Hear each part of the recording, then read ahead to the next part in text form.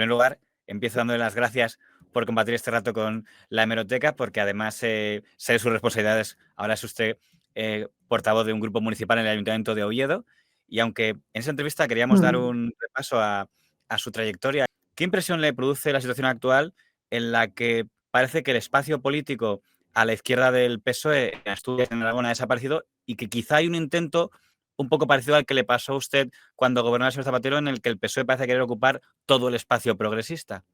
La coalición de Izquierda Unida y Sumar se quedan sin representación en el Parlamento Autonómico. Sus representantes dicen que se han visto afectados por el llamamiento al voto útil y que la clase trabajadora de Castilla y León se ha quedado sin representantes.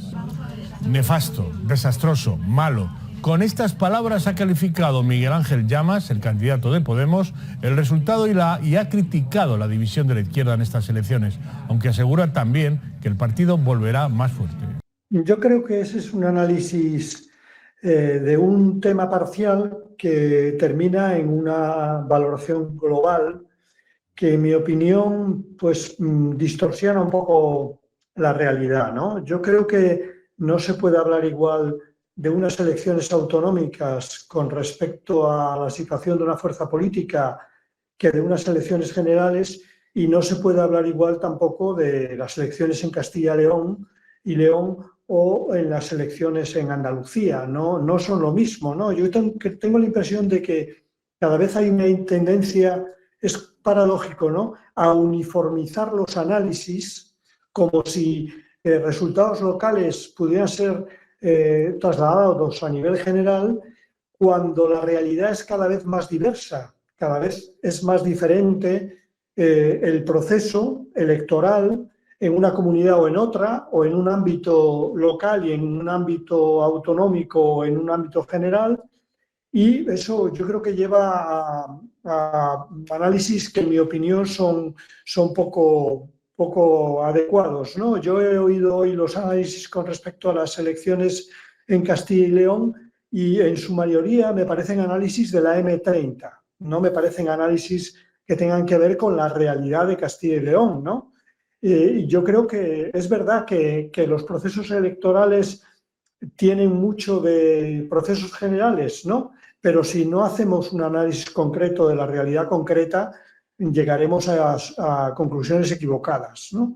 Yo creo que lo que ha pasado en Castilla y León, si uno ve los resultados de lo que podemos denominar el espacio de la izquierda, a la izquierda del Partido Socialista, desde el inicio de la democracia, pues no es nada, digamos, anormal o extraño, ¿no?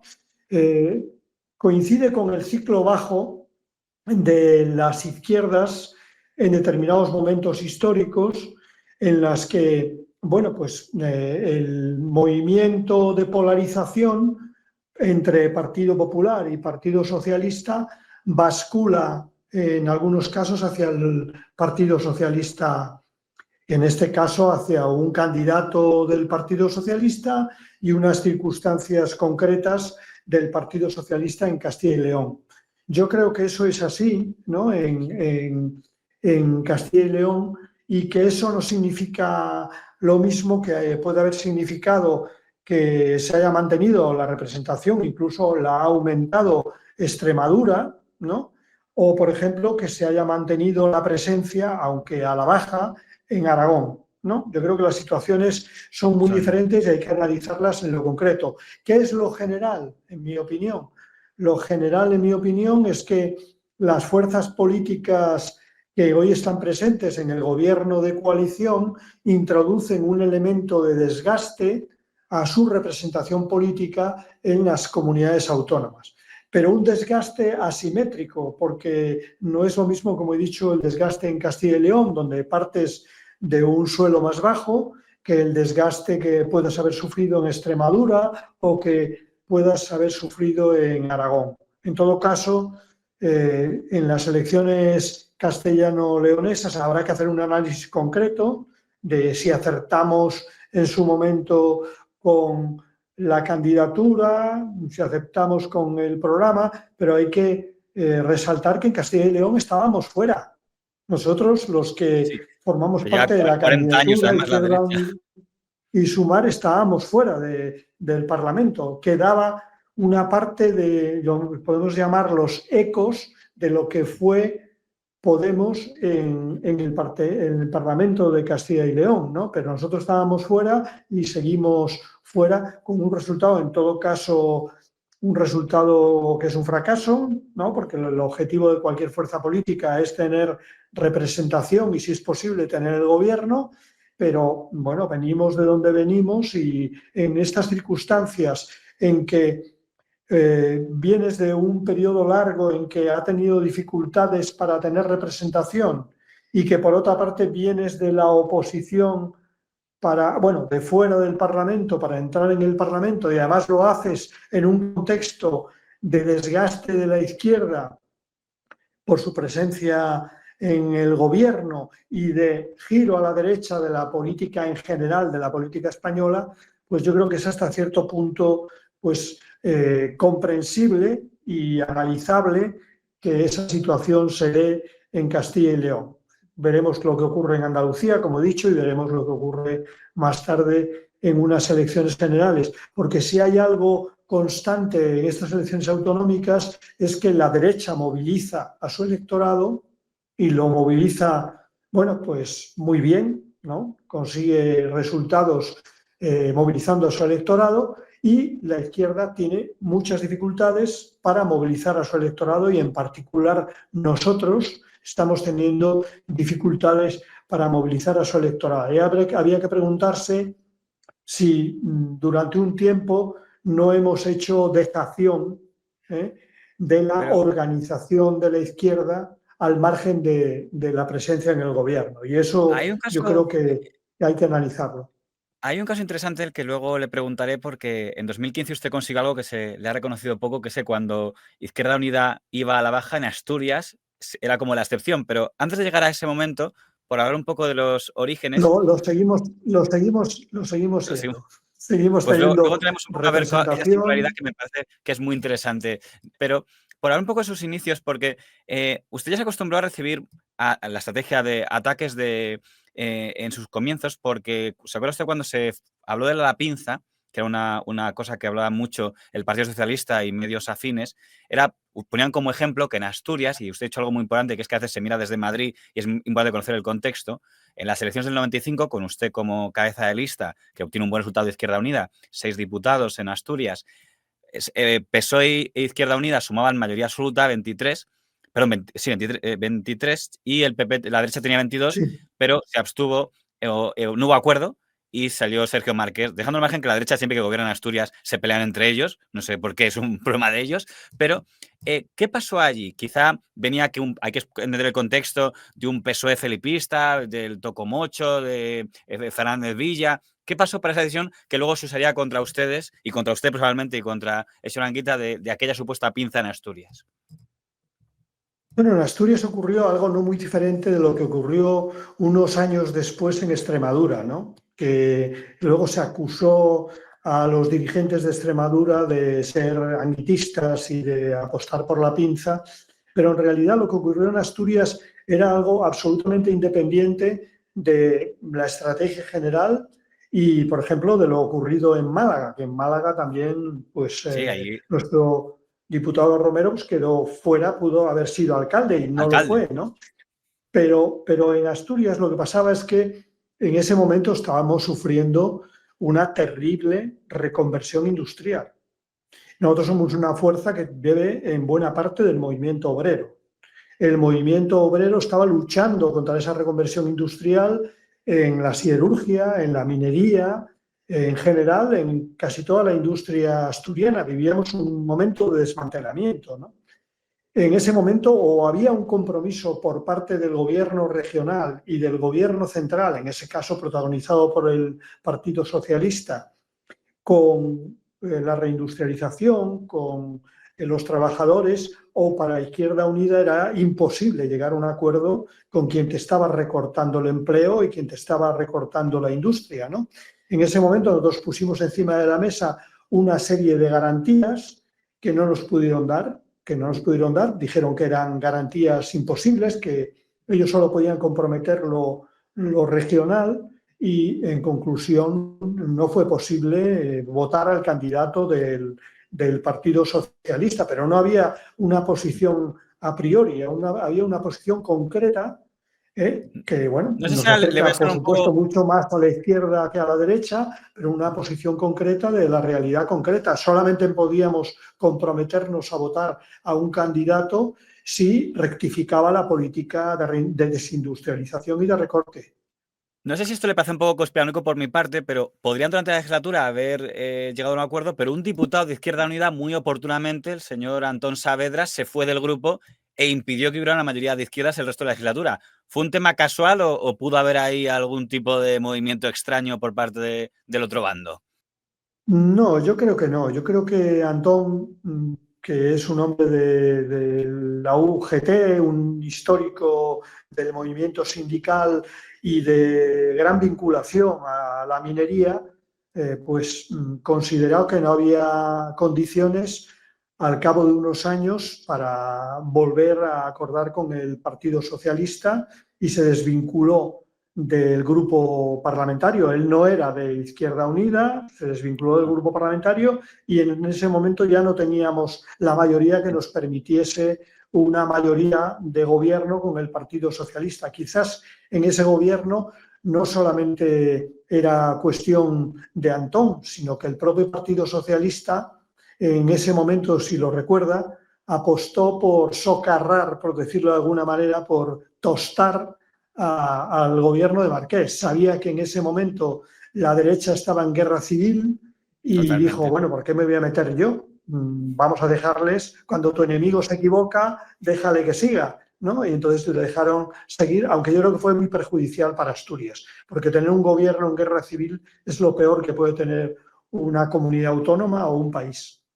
Su llegada a la coordinación de Izquierda Unida fue anómala, si me permite, porque le cuento mi impresión con la hemeroteca. Da la impresión de que cuando usted es incluido en las listas de Izquierda Unida para el Congreso, por Asturias, reemplazando al señor Santiso a finales del 99, cuando parece que el cabeza de lista por Madrid va a ser el señor Anguita por última vez, pues la prensa empieza a hablar que usted va a ser como la solución ordenada, o sea, que después de las elecciones habrá una asamblea, el señor Anguita ya ha dado a entender que no va a presentarse a reelección y que usted va a reemplazar.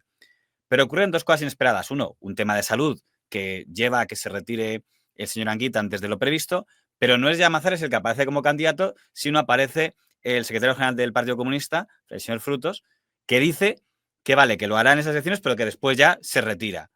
Que yo me pregunto por qué no fue usted que ya estaba planteando esa posibilidad. Pero luego, después de las elecciones, cambia de criterio y sí se presenta también y acaba habiendo una confrontación democrática entre dos candidaturas. No sé desde su punto de vista qué pasó ahí para que se dieran esos mensajes contradictorios. Bueno, nada distinto de lo que ocurre cuando se produce el cambio de secretario general en una organización política, ¿no? Sobre todo con el carisma de Julio Anguita. Es decir, que se produce un momento de vacío y un momento de confusión en que, bueno, pues hay distintas propuestas políticas para salir de esa situación anómala y dentro de estas propuestas políticas pues hay una que en ese momento representa Paco Frutos, que además tiene que ver con el acuerdo con Almunia, y hay otra propuesta política que viene, digamos, desde las comunidades autónomas o desde las organizaciones fuertes de Izquierda Unida a nivel regional, que tenemos otra visión de la cuestión y que de alguna manera vemos con una visión crítica ese acuerdo de última hora para las elecciones generales, ¿no? Eso provoca una confrontación democrática en la que, bueno, pues el partido, en buena parte, el Partido Comunista, respalda a Paco Frutos y las organizaciones territoriales, en su mayoría, pues me respaldan a mí y se resuelve democráticamente con una importante confrontación y dificultades que luego han lastrado, es evidente, mi gestión, ¿no? Es decir, la lista más votada ha sido la encabezada por el compañero Gaspar Llamazares. Yo hoy veo con una visión crítica ese momento, porque creo que era el peor momento para hacer un proceso tan de confrontación y tan de división sobre todo cuando se perdía la imagen y el carisma de Julio Anguita. Creo que deberíamos haber sido más comedidos, responsables y deberíamos haber llegado a un acuerdo. De hecho, fue posible un acuerdo de reparto de la Secretaría General y de la Coordinación General de Izquierda Unida. Bueno, puede parecer, bueno, pues estos políticos siempre repartiéndose las cosas en los pasillos. Yo siempre he defendido que la política debe tener un lado de penumbra en la que podamos negociar, ¿no? Porque la política es en buena parte acuerdo y negociación. Bueno, pues en ese caso no funcionó, pero pudo haber funcionado, ¿eh? Y probablemente hubiera funcionado mejor de lo que funcioné yo en la Coordinación General después de una convulsión y después del relevo de Julio Anguita. Pero fíjese, me da la impresión de que en la etapa anterior la imagen que había de Izquierda Unida era muy coalición de partidos, ¿no? PC, PASOK, Izquierda Republicana, mientras que en su etapa, al margen de que se va en el PASOK Izquierda Republicana porque dicen que el PC acapara demasiado, pero me parece que hay un poco de cambio de percepción y se empieza a ver más, y usted lo menciona un poco, una Izquierda Unida más federal, más de autonomías, también se empieza a ver más ecologismo, más feminismo. ¿No le parece que como poco a poco, coincidiendo con su etapa, un cambio de percepción de lo que era Izquierda Unida?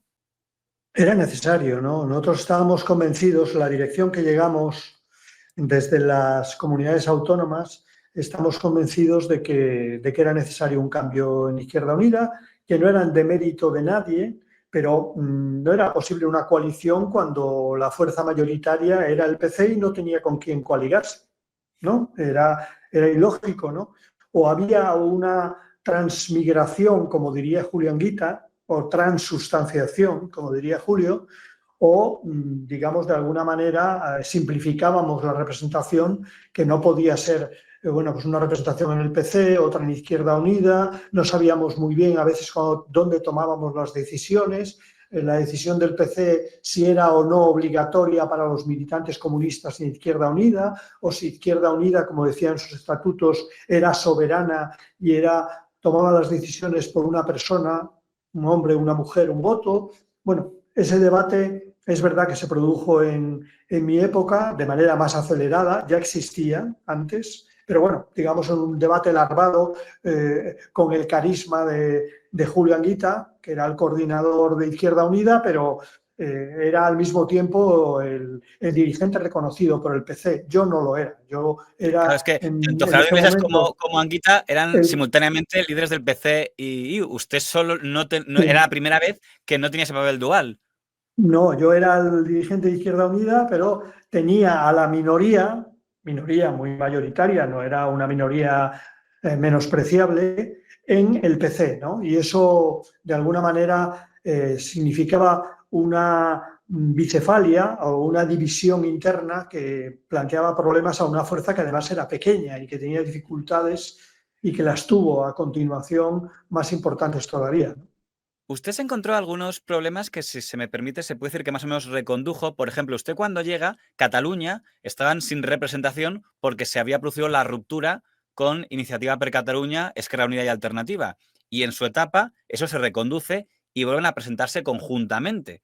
No sé cómo de fácil fue, pero hasta que no ha vuelto a producirse ese divorcio que heredó usted de la dirección anterior. Sí, yo de lo que más satisfecho estoy de mi etapa es de nuestra política, por ejemplo, en relación a la guerra de Irak y en nuestras alternativas en el ámbito autonómico, ¿no? No solamente es el caso de Cataluña, que es muy importante, ¿no? Porque veníamos de una división muy dura y de que la parte mayoritaria se había quedado fuera de Izquierda Unida, había que recomponerlo, era imprescindible, y yo creo que los compañeros y compañeras de Cataluña estaban convencidos de ello y fueron los protagonistas de esa reconciliación. Y también, por ejemplo, en el País Vasco, pues logramos también que Ezker Batua, que era una fuerza minoritaria, lograse ser una fuerza de gobierno y comprometerse con las políticas de vivienda, que yo creo que siguen siendo desde entonces un ejemplo para el país, no solamente para sucesivos gobiernos vascos, sino para el conjunto del país. Yo creo que ahí acertábamos a aquellos que veníamos de la experiencia de las comunidades autónomas y que sabíamos la importancia que tenía tener presencia en el territorio, ¿no? Y yo creo que eso tendrá mucho que ver luego con nuestras debilidades, ¿no? Las debilidades que hoy detectamos, pues no solamente debido a que en determinado momento nos subordinamos a la estrategia de Podemos, que en mi opinión ha sido una equivocación y la estamos pagando todavía, sino que de alguna manera perdemos esa cultura de la pluralidad en las comunidades autónomas, de esa experiencia tanto en la fusión en Cataluña o reconciliación y de la experiencia de gobierno en Euskadi, ¿no? Yo creo que eso es un aspecto positivo de mi etapa, así como hay otro aspecto, en mi opinión, muy negativo que yo he reconocido y reconozco, que es la división que no se recompone hasta que yo no me voy de la coordinación general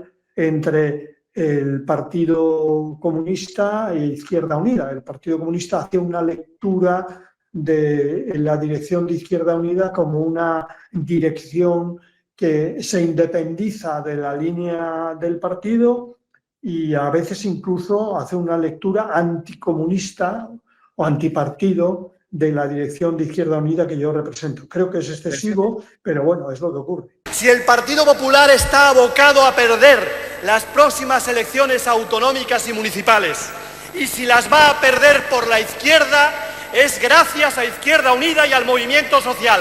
Gracias a Izquierda Unida y al movimiento social.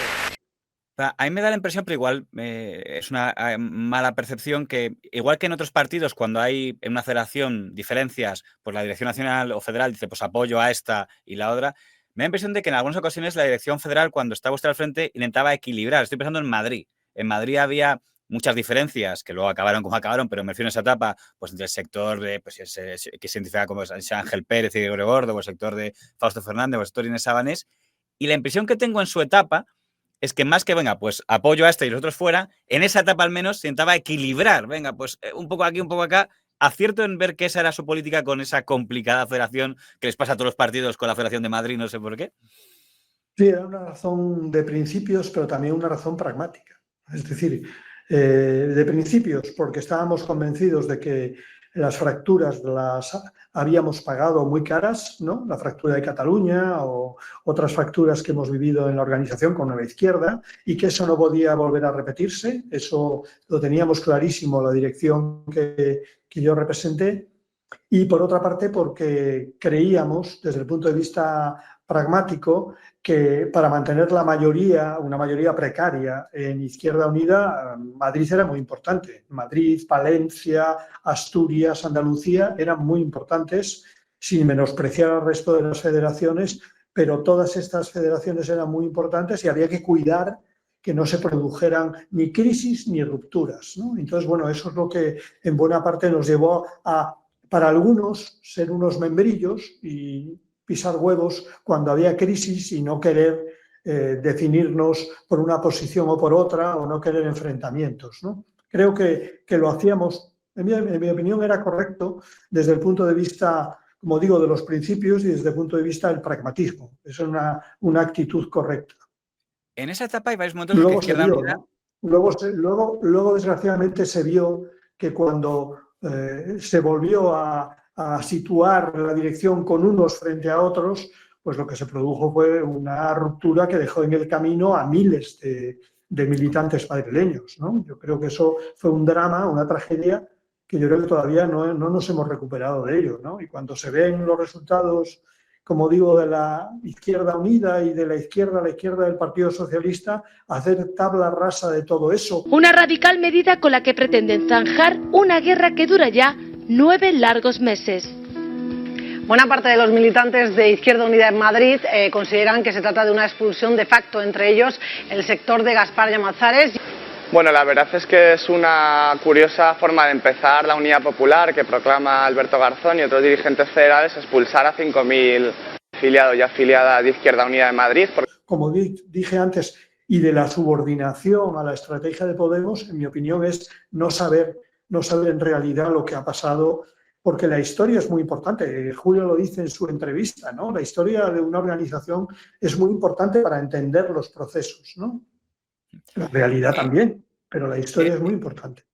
Es llamativo que en esa etapa en la que lideraban el Partido Socialista el señor Zapatero y el Partido Popular el señor Rajoy, hay varios acuerdos del bipartidismo, por ejemplo, la Constitución Europea, que usted fue el único líder de ámbito nacional que se enfrentó a aquella historia que luego parece ser que no salió tan bien como el bipartidismo había anunciado.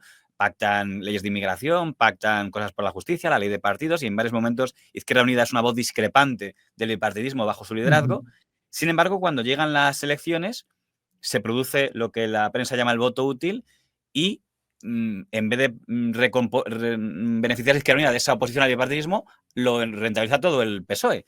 Que sepa el Partido Socialista que la estabilidad del gobierno está garantizada, que Izquierda Unida será una fuerza leal que garantizará la estabilidad del cambio, la estabilidad del cumplimiento de los compromisos con los ciudadanos, que una parte han sido votados por los ciudadanos de izquierdas en el Partido Socialista y otra parte lo han sido en Izquierda Unida. Sí, no funcionó desde el punto de vista electoral ni la estrategia de oposición al bipartidismo, ni tampoco luego la estrategia de alineamiento, de mayoría de la izquierda frente a la derecha, ¿no? Yo creo que las dos estrategias muestran algo que es así en nuestro país, y es que hay un proceso de vasos comunicantes en la izquierda que además está muy mediado por el también sistema electoral, que te hace moverte en límites muy estrechos, ¿no? Y en determinado momento puedes tener un resultado que esté por encima del 1 millón de votos y quedarte con 2 diputados, como nos ocurrió a nosotros, y que con ese mismo resultado por encima del 1 millón de votos en otra distribución territorial, pues te permite prácticamente tener grupo parlamentario, como también tuvimos en otra época, ¿no?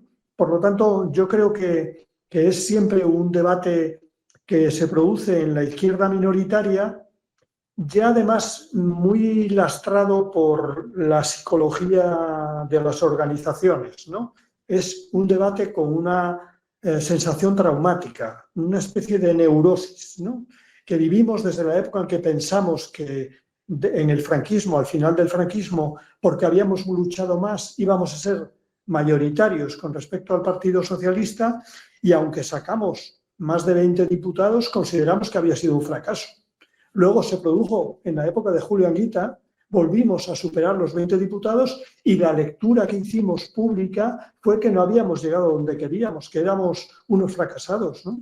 Entonces yo creo que esos aspectos forman parte de la cultura y de la psicología de la izquierda del Partido Socialista, y lo puedo decir desde ahora, ¿no? En este momento, pero no deberían ser tan traumáticos y no deberían provocar situaciones tan críticas como las que vivimos. Forman parte de una especie de ciclos, como digo, ciclos en los que se produce un trasvase de votos o un flujo de votos entre fuerzas políticas, bueno, de la izquierda, y creo que verlos como de forma dramática y demás lleva a un proceso de siempre limpieza interna, confrontación entre sectores y relevo de dirigentes, ¿no? Y yo creo que esa situación no es la más favorable.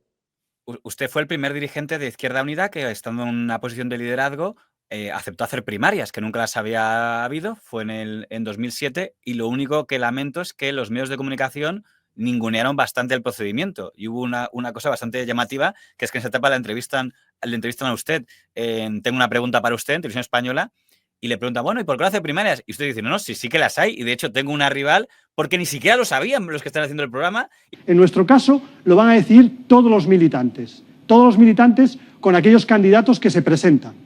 En estos momentos yo me presento, se presenta una compañera, Marga Sanz, de Valencia, y los militantes opinarán, votarán y decidirán. Y tuvo que informar usted de quién era su rival, y a la que, por cierto, era del PC, que volvía a dar la imagen de PC versus Llamazares, pero que cuando luego algún dirigente político de otro partido ha criticado a Izquierda Unida, ellos no hacían primarias porque decían que eran de gringos, entiendo que se referían a otro dirigente de Izquierda Unida, pero no podía ser a usted, porque usted sí lo había hecho. Nosotros hicimos primarias y consideramos que ante la situación que vivíamos era necesario clarificar sobre todo la imagen electoral, ¿no? Otra cosa era la vida interna, que era muy complicada, y hicimos primarias, bueno, porque vimos que era el proceso más sano en una organización, ¿no? Que todo el mundo aceptaría finalmente el resultado de esas primarias, ¿no? Y creo que no salieron mal, salieron, parece que fueron 60 y pico, 30 y pico, y bueno, dieron tiempo a elaborar candidaturas y luego el resultado fue donde fue, pero yo creo que fuimos de los primeros, después de las que tuvo el Partido Socialista con Borrell y con Almunia, creo que fueron las primeras que se realizaron en un partido, por lo menos de ámbito nacional, yo creo que sí. un partido de la izquierda, sí. Sí, pero luego han venido aquellos que dicen que la solución de todo son las primarias. Yo no lo creo, es un método tan válido como cualquier otro, pero yo creo que las primarias resuelven cosas que no resuelven, por ejemplo, situaciones internas complicadas, ¿no? Y equilibradas. Usted ha mencionado que se retiró con el objetivo de conseguir un poco de acabar con esa imagen de presidencia de Izquierda Unida enfrentada a Partido Comunista. Pero fue muy comentado el calendario, porque usted en la noche electoral de marzo de 2008 anuncia que no se va a presentar a la reelección. Asumo de este fracaso toda la responsabilidad. Y en ese sentido convoco y lo propondré a los órganos de dirección para los próximos meses la Asamblea de Izquierda Unida. La Asamblea está en diciembre y la gente piensa que va a esperar a diciembre para anunciar, pero un mes antes, en octubre, usted es cuando dice que dimite y por tanto no llega a la Asamblea como coordinador general. Articular mejor iniciativa política y movilización social para que ésta fuera más fuerte.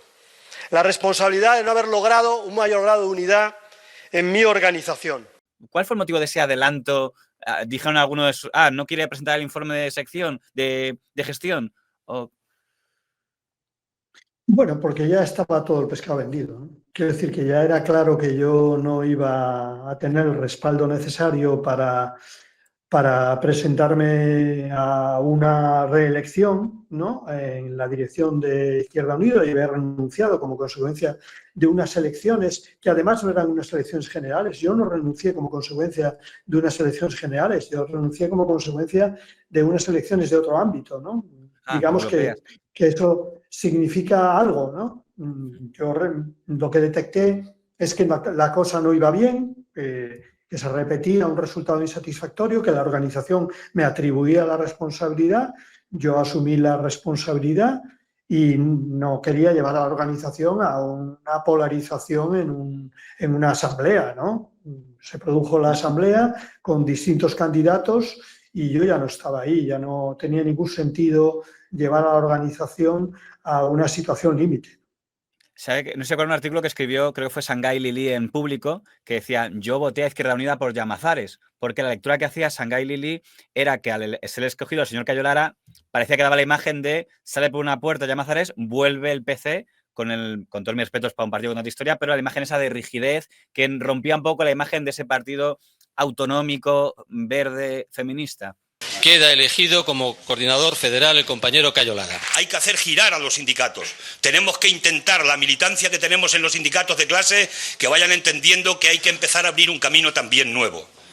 Sí, lo que pasa es que uno de los elementos más negativos de esa situación de bicefalia, a mí me parecía que era que mientras Izquierda Unida, con los dirigentes que fueran en ese momento, se presentaba a las elecciones y, por tanto, validaba o no validaba su línea política, sin embargo, en el PC no había ninguna valoración externa. Bastaba con mantener esa posición política a lo largo del tiempo, ¿no? Entonces, yo creo que ahí estaba principalmente el problema. Y si hay una diferencia de línea política, sometámosla a los ciudadanos, ¿no? Digamos que era la vía más adecuada para que esa confrontación se resolviera, ¿no? En ese momento, pues, era lógico que se produjera el relevo y era lógico la lectura que me comentas de que, bueno, pues después de un intento de ayornamiento, de renovación de la cultura comunista y su entorno en España, pues se volviera otra vez digamos, a la ortodoxia para valorar si era o no más eficaz. Lo cierto es que mi equipo y yo no pudimos llevar a cabo quizás fuimos demasiado rápido, quizás no tuvimos la capacidad de sumar a otros sectores, pero yo quería establecer antes una relación con la movilización de la guerra de Irak.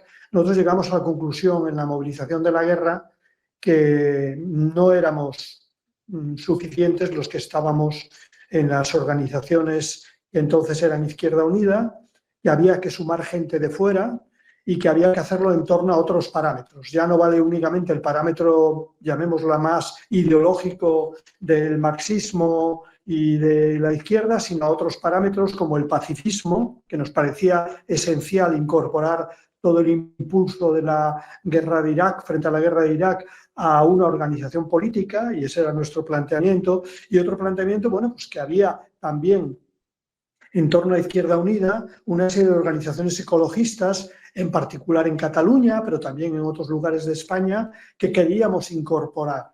Pues lo que había sido la coalición cuando era PASOK, Izquierda Republicana, etcétera, nosotros creíamos que debía ser una coalición diferente, transversal, en la que hubiera una organización o varias organizaciones políticas, pero hubiera también otras expresiones como el ecologismo, el feminismo y en particular el pacifismo, que creíamos que venía a quedarse y a revitalizar algo como fue el movimiento anti-OTAN, algo como fue el origen prácticamente de Izquierda Unida. No lo entendieron así otros compañeros que consideraron que intentábamos quitarle fuerza ideológica. Sánchez Gordillo, me suena que, no sé si fue el señor Sánchez Gordillo o alguien que decía que el llamazarismo quería vaciar de contenido a Izquierda Unida o cosas de ese tipo. Sí, es posible que fuera esa la valoración de Gordillo.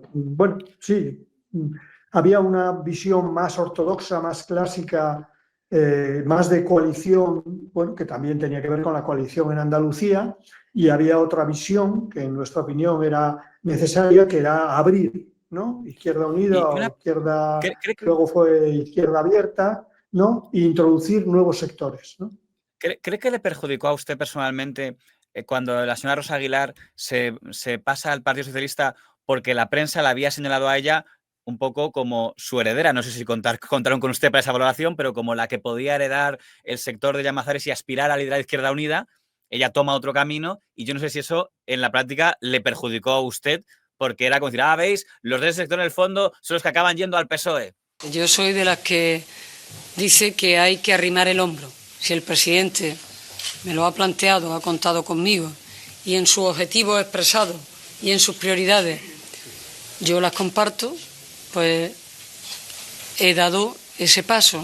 Que me respeten y que políticamente, cuando llegue su momento, me valoren o me critiquen en el trabajo que voy a realizar.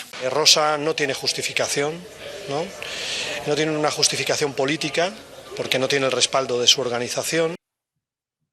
Es una profecía autocumplida siempre. Siempre se hace cuando hay un debate interno que siempre es, desgraciadamente, el debate de la cercanía o lejanía con el Partido Socialista, en vez del debate más ideológico, más propio, ¿no? De qué hacemos, qué propuestas hacemos, qué posición mantenemos. Nos referenciamos siempre en el hermano mayor, ¿no? En este caso en el Partido Socialista. Y hay una parte que siempre que hay una política de acuerdos con el Partido Socialista es que nos estamos vendiendo, y siempre que hay una política, digamos, de confrontación con el Partido Socialista es que buscamos una especie de soledad, ¿no? Yo creo que, en mi opinión, hay que buscar los matices y no buscar el trazo grueso. Yo creo que Rosa en su momento tomó la decisión, como cualquier otro dirigente, ¿no? Cualquier otro ciudadano, de situarse en otra fuerza política, y no tiene que ver para nada con lo que fue el debate interno en Izquierda Unida, que luego resolvieron otros compañeros yéndose a otras formaciones políticas, ¿no? O permaneciendo en Izquierda Unida. Bueno, a mí no creo que eso me debilitase ni debilitase demasiado a la dirección. Había un debate político e ideológico que se resolvió como se resolvió y que luego busca, digamos, confirmación en, mira, esa ha terminado donde yo decía. Bueno, donde tú decías, como ahora Trump, cuando dice que él ya sabía lo que iba a ocurrir en Irán, ¿no? Bueno, pues es un adivino. Cuando lo está mencionando antes, Izquierda Abierta sería correcto definirlo como un intento de ampliar el espacio, pero desde dentro de Izquierda Unida, pero también se puede ver como rivalizar un poco con el Partido Comunista dentro de Izquierda Unida. Sí, en determinado momento eso es lo que percibió el PC y no era el objetivo fundamental. El objetivo fundamental era, como decía antes, intentar articular esos espacios que considerábamos que debían, pues, contribuir a Izquierda Unida, a revitalizar Izquierda Unida, pero no era el principal objetivo rivalizar con el PC, porque siempre hemos reconocido la hegemonía del PC, ¿no? Pero es que prácticamente no nos dejaron en ese sentido ni experimentarlo, ¿no? Hicimos algo que tampoco se vio públicamente, hicimos un cambio que fue cambiar el grupo parlamentario. El grupo parlamentario durante un tiempo se llamó Grupo Parlamentario de Izquierda Verde. Y eso fue una crisis brutal. O sea, mucho antes que el señor Rajoy intentara patrimonializar lo verde, ya lo habían intentado ustedes. Sí, porque fue un intento fallido. Bueno, intentamos la vía ecopacifista, luego la vía de la Izquierda Verde. Como ves, intentamos varias cosas, pero las cosas no salieron como pensábamos. Pero antes lo mencionamos al principio y es algo que me parece muy importante subrayar y que nos explique un poco cómo pasó. En el año 2015 ha irrumpido con muchísima fuerza Podemos. En los medios de comunicación que podemos llamar progresistas lo identifican como el sueño, es como la ilusión, lo que lo va a cambiar todo. Tiene un nivel de apoyo mediático que no tenía nadie. Y desde la derecha también como enemigo a batir, con lo cual ningunean a Izquierda Unida. Unos porque lo demonizan y otros porque lo santifican, pero todo el discurso político durante días es solo Podemos. Hay elecciones autonómicas y en la mayoría de comunidades autónomas Izquierda Unida se va a cero.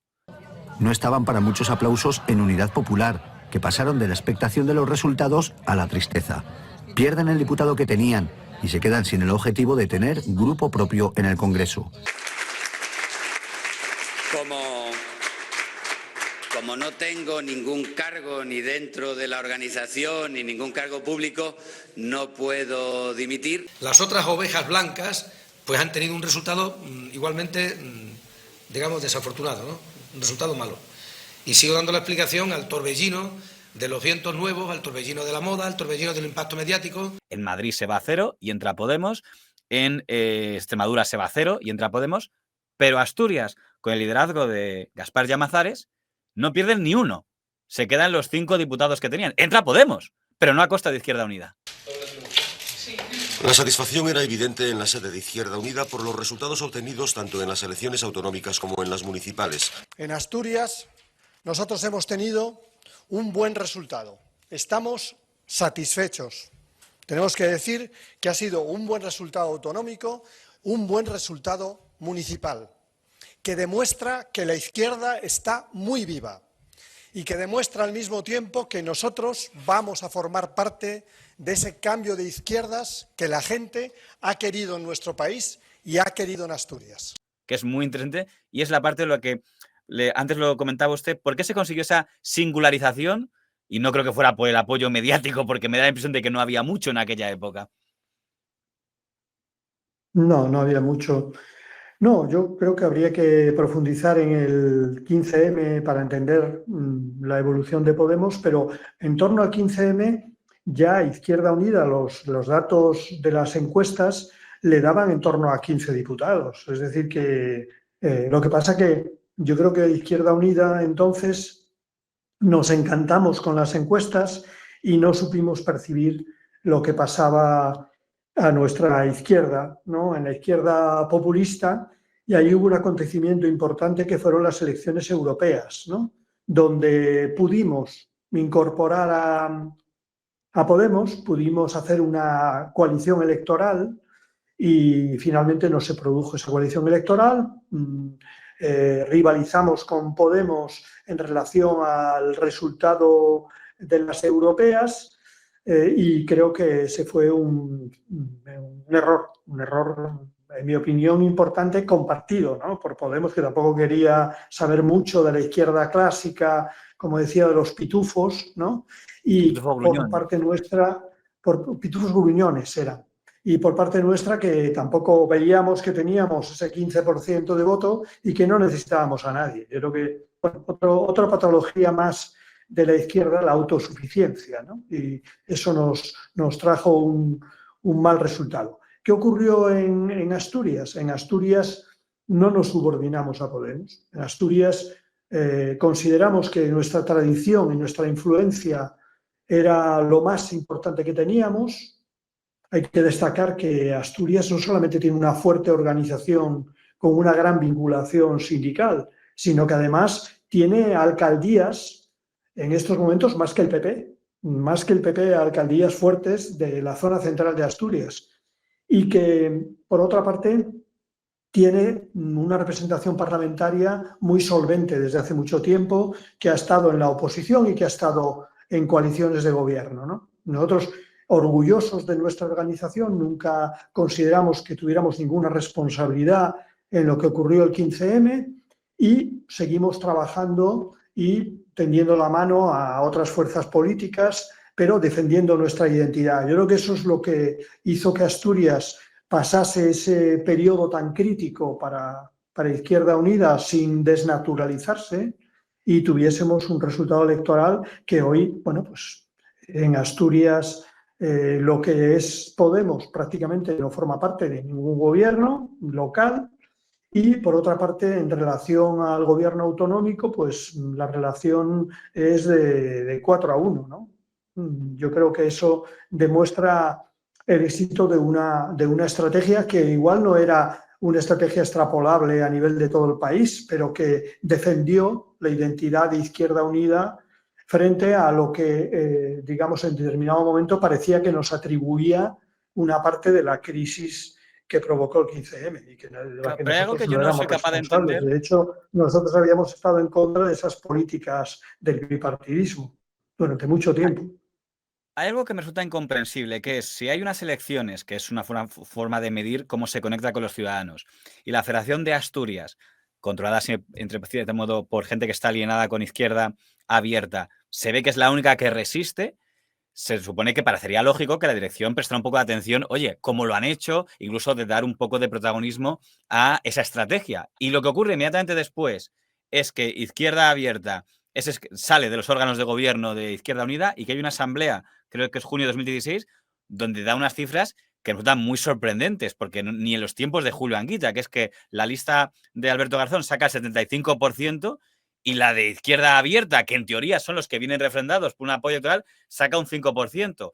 Unos resultados que me resultan extraños. No son porque si dijeran, bueno, un 60-30, pues lo habitual, me parece una diferencia demasiado exagerada para que me parezca una votación normal. Sí, cuando una organización llega a tener complejo de su propia identidad y se atribuye a sí misma una responsabilidad en la crisis que no ha tenido, pues ocurren este tipo de cosas, ¿no? Que, digamos, la organización que tiene más vinculación a la realidad y que tiene mejores resultados se queda en una situación minoritaria y que la otra parte de la organización que quizás aspiraría a parecerse a Podemos, ¿no? Pues tiene una opción mayoritaria. Yo creo que es el reflejo en una asamblea de Izquierda Unida del 15M, ¿no? De la derrota que interpreta Izquierda Unida ha sufrido en el 15M, ¿no? Entonces, de alguna forma, esa derrota se traduce en que nombramos un coordinador que es el más cercano al 15M, porque Alberto es el aval que tiene, y además, bueno, pues derrotamos a la posición que consideramos que es la más cercana al bipartidismo o al Partido Socialista. Creo que eso es el resumen que podemos tener de esa asamblea y de aquellos polvos luego los lodos que surgieron a continuación, ¿no? De esa minusvaloración de la identidad propia llega pues la situación que tuvimos en las elecciones generales con respecto a Podemos, y luego en elecciones autonómicas sucesivas nuestra pérdida de representación en favor de Podemos, que se hizo prácticamente con la representación en las comunidades autónomas, aunque no en los municipios. En los municipios ahí ha seguido habiendo una presencia fuerte de Izquierda Unida, que yo creo que es de donde debería partir la revitalización y la regeneración del proyecto. Cuando se anunció el pacto de Unidas Podemos, todas las encuestas decían que se iba a conseguir el sorpaso. Era como porque la suma 1 más 1 dan 2, adelantará al PSOE por primera vez, y de hecho se le catacó mucho a usted y al alcalde de Zamora porque no entendían por qué ustedes estaban en contra de ese pacto. Aunque es jugar con la ventaja de saber cómo han pasado los hechos, por meternos. Entonces, ¿por qué usted tenía tan claro entonces, cuando todo el mundo, encuestas, todos decían que iba a haber sorpaso, que estaba claro que eso iba a funcionar? ¿Por qué usted entendía, lo que más o menos viene diciendo, que la marca Podemos, que parecía tan útil para la izquierda, intuía que no iba a durar mucho? Las más críticas con la posible confluencia entre Izquierda Unida y Podemos. Gaspar Llamazares, saben que fue coordinador general de Izquierda Unida durante 8 años y hoy es su portavoz en Asturias. Muy buenos días, señor Llamazares. Buenos días. Bueno, díganos, ¿por qué no le gusta a usted la confluencia? Porque le hemos visto muy crítico. Hoy mismo usted afirma en una entrevista en El Mundo que Izquierda Unida corre el riesgo de ser el satélite de un partido populista, una veleta que se mueve en función del viento. Eso de Unidas Yo Podemos. lo formulé entonces como una fusión fría, ¿no? En términos físicos era una fusión fría porque pretendía mezclar dos culturas diferentes, ¿no? La cultura, llamémosle, de la transición democrática y del compromiso del PC con la democracia, con la cultura de aquellos que se consideraron, bueno, pues si no agraviados por la transición democrática, sí lejanos, distantes de la transición y de los compromisos de la transición, y por tanto más vinculados a una izquierda alternativa que a una izquierda comunista o que a una izquierda, digamos, tradicional, ¿no? Yo creo que eso es lo que en realidad se discutía entonces y que produjo esas digamos, de una parte de la organización, la más joven fundamentalmente, se veía como una oportunidad de soltar lastre y sumarse a lo nuevo, ¿no? En este caso era evidentemente Podemos y abandonar al viejo régimen, del que formábamos parte también, parece ser, nosotros. Y de otra parte, nosotros que habíamos tenido la experiencia, aunque yo no estuve fundamentalmente en la transición, yo me incorporé después, pero digamos que habíamos tenido la experiencia de, bueno, pues gobiernos autonómicos, gobiernos locales, oposición al Partido Socialista y luego al Partido Popular, pues considerábamos que no era fácil llegar a acuerdos con esa visión de la política clásica, de la política berlingueriana, mezclarla con la política populista. Ese era el planteamiento que nosotros teníamos, sin negar la posibilidad de acuerdos electorales. Sí creíamos que éramos dos organizaciones totalmente diferentes y que había que aguantar el tipo, porque la marea populista un día iba a terminar o iba a cambiar de bando, como así ha sido.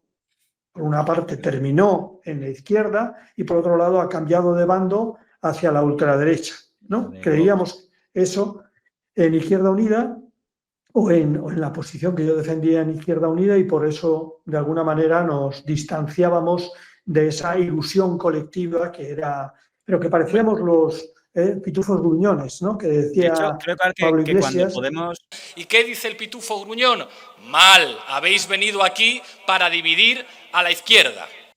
Creo que cuando Podemos tiene un discurso que también en algunos momentos ataca muy duro la transición, que tiene como peor imagen entre los jóvenes, o por ejemplo cuando se produce lo del procés, que tiene una actitud un poco ambigua con respecto a la legalidad constitucional, usted se desmarca y habla tanto a favor de la transición, como que tuvo elementos positivos, como a favor de la Constitución en contra del procés, que ahí parece que la dirección de Podemos no lo tenía tan claro mojarse y usted sí ahí se distanció. Y lo que pasa es que coincide con bueno, no sé qué esos dos episodios si le pasaron factura por distanciarse de lo que era Unidas Podemos y el discurso que tenía. Sí, es que el Pacto por la Libertad que lideramos en determinado momento desde el final, las postrimerías del franquismo, y luego el Pacto Democrático que permitió nuestra legalización, tenía algunos elementos que no eran de subordinación a nadie, que eran de convicción, ¿no? La mayor parte eran de convicción. Y, por ejemplo, un elemento de convicción era que en un país como el nuestro no se podía aplastar la mayoría a la minoría, que ya habíamos tenido experiencia de eso, ¿no? Y que, por tanto, había que llegar a acuerdos políticos que fueran aceptables para la inmensa mayoría. Eso, digamos, fue lo que dirigió la transición. Y de la misma manera, en relación a la política territorial, que no podía ser polarizarla entre el centralismo de unos y la independencia de otros, que había que buscar un territorio común y que ese territorio común era el federalismo. Un federalismo, bueno, pues híbrido, diluido, como era inicialmente el modelo de las autonomías, pero que hoy solamente le faltan las instituciones comunes para ser una organización o un Estado federal, ¿no? Y ese era el planteamiento nuestro y con esa orientación era con la que trabajábamos. Desgraciadamente, cuando viene Podemos a hacer tabla rasa de toda la transición. El cielo no se toma por consenso, el cielo se toma por asalto. Y de lo que fue después de la transición y, por otra parte, pues plantea también pues su lejanía o, digamos, su ambigüedad con respecto a un proceso independentista que rompía, en nuestra opinión, con esos pactos que solamente se podían romper de forma codemocrática, ¿no? Igual que es cosoberanía, ¿no? Ahora que estamos hablando del Peñón de Gibraltar, esos pactos solamente se pueden resolver de manera codemocrática. No vale que yo diga ahora yo me declaro independiente y me da igual lo que pase, ¿no? Tú llevas una historia detrás, tienes que asumir las consecuencias de esa historia y en ese sentido tienes que tomar la decisión con otros que piensan distinto que tú, no solamente en España, en Cataluña, ¿no? Y en ese sentido, pues fue la posición que yo mantuve, aunque con una diferencia, en mi opinión, fundamental, y es que yo nunca dramaticé hasta el punto del Código Penal el intento de independencia de Cataluña de Puigdemont.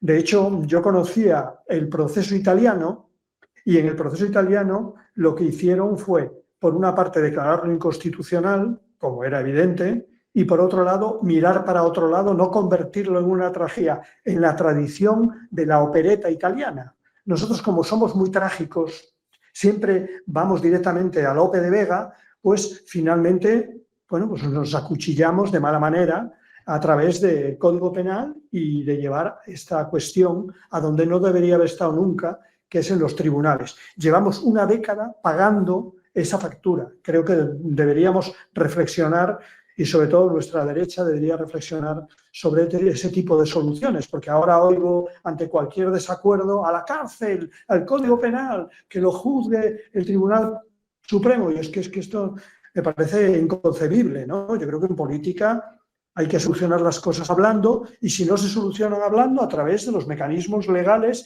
incluso del Tribunal Constitucional, pero no a través del Código Penal. El Código Penal, decía un jurista, que es la cámara negra del derecho constitucional, o digamos la parte negra del derecho constitucional. Utilicemos la parte blanca del derecho constitucional y no la cámara negra. El penúltimo capítulo sería Actúa. No sé qué le lleva a usted a fundar junto con Baltasar Garzón, porque son las dos figuras más visibles de Actúa, pero fue impactante cómo lo recibió Izquierda Unida, porque se acordaba que el señor Alberto Garzón escribió un artículo brutal en el diario.es, donde se llamaba algo así como Llamazares y la honestidad, donde daban a entender pues, que no le parecía a usted honesto e incluso que le llamaba tránsfuga. Y todo acabó con que usted al final acaba renunciando como diputado, con lo cual se da la circunstancia de que el que tuvo mejor resultado en 2015 acaba renunciando en 2019. No digo adiós, digo hasta pronto.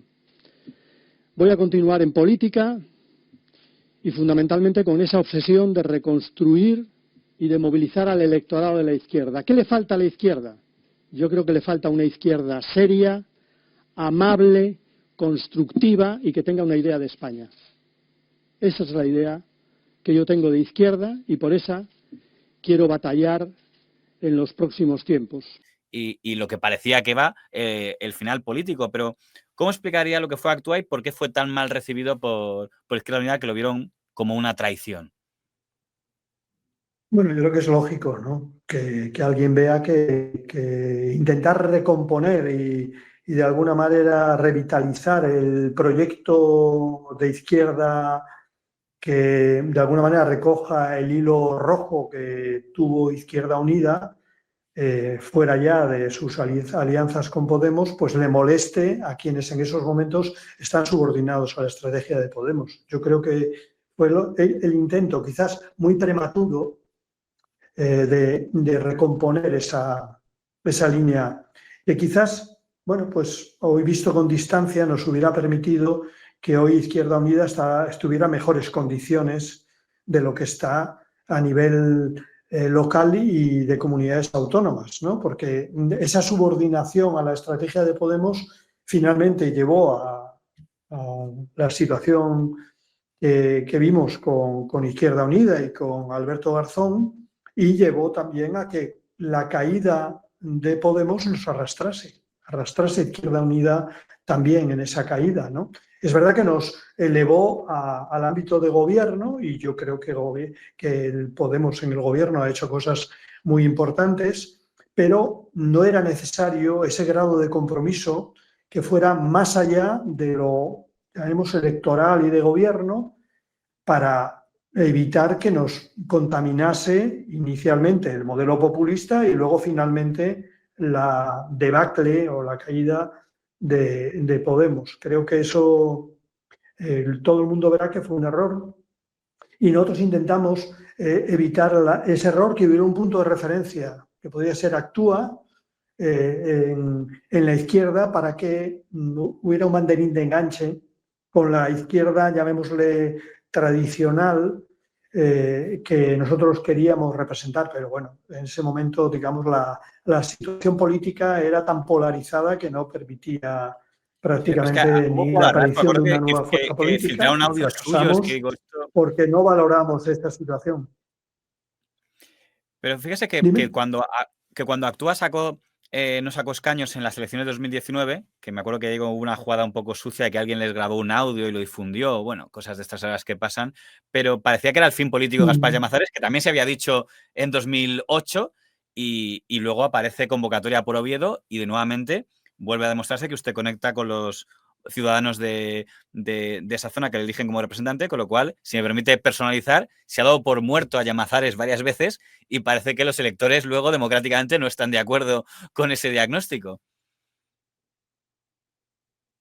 Sí, yo recuerdo un artículo de mi hija, que es periodista, que decía cuando Gaspar Llamazares sale de la trinchera, ¿no? Me parece que se llamaba algo así, y que venía a decir eso, ¿no? Que, bueno, quien es un político no deja de serlo nunca, y que en el lugar en Asturias en que hemos tenido la oportunidad de recomponer las cosas, las hemos recompuesto inmediatamente sin solución de continuidad con respecto al fracaso de Actúa y a la subordinación a Podemos. Hemos sido capaces de reflexionar sobre qué aspectos eran positivos en las posiciones de cada cual, de qué nos hemos equivocado, que yo que estoy comentando ahora las cosas en que me he equivocado, y lo de Actúa fue una equivocación desde el punto de vista que era una iniciativa prematura y poco reflexionada, pero yo creo que finalmente donde teníamos base orgánica y base electoral hemos recuperado el proyecto de Izquierda Unida, se llame Izquierda Unida Convocatoria, se llame, y yo creo que es lo que deberíamos hacer a partir de ahora, ¿no? Es decir, tenemos unas elecciones muy complicadas, que son las autonómicas y que nos van a venir a traspiés o contrapié.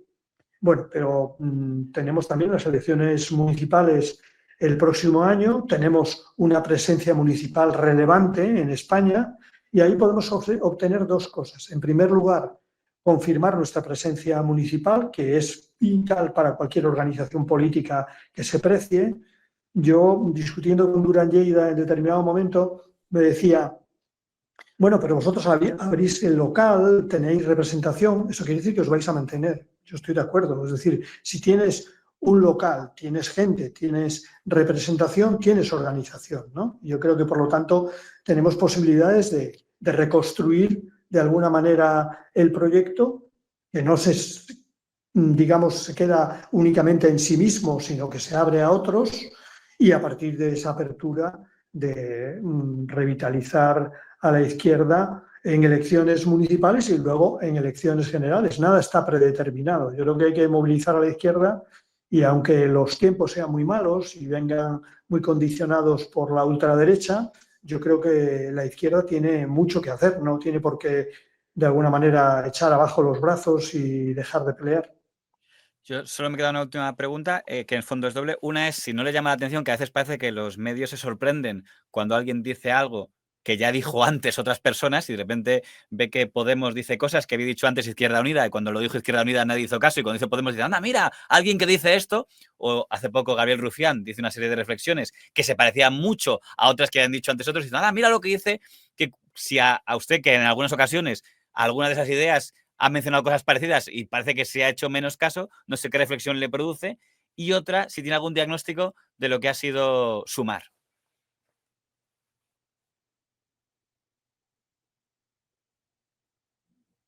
La última pregunta no te la escuché porque hubo una interrupción. Ah, perdón, sí, por la conexión, disculpe. No, ¿qué diagnóstico tenía de lo que ha sido Sumar, que ahora parece que ya está en fase de redefinición?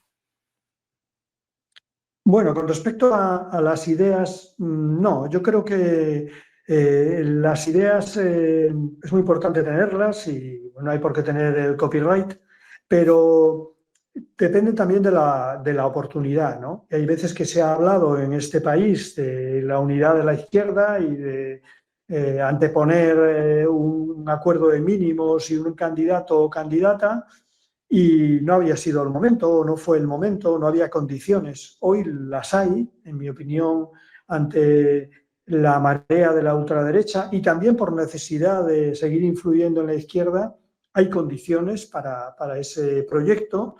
Es verdad que algunos querrán quedarse fuera, pero bueno, será su problema, no será el problema de quien plantee la necesidad de un proyecto unitario en la izquierda, ¿no? Yo creo que eso es lo esencial en estos momentos y yo creo que en ese proyecto no hay por qué vetar a nadie, ¿no? A mí en ese momento me sorprende la actitud de veto que tiene Podemos, la verdadera obsesión que tiene Podemos con Yolanda primero y ahora con Sumar, ¿no? Ya Yolanda se ha quitado de en medio, en mi opinión no debería haberlo hecho porque es un valor.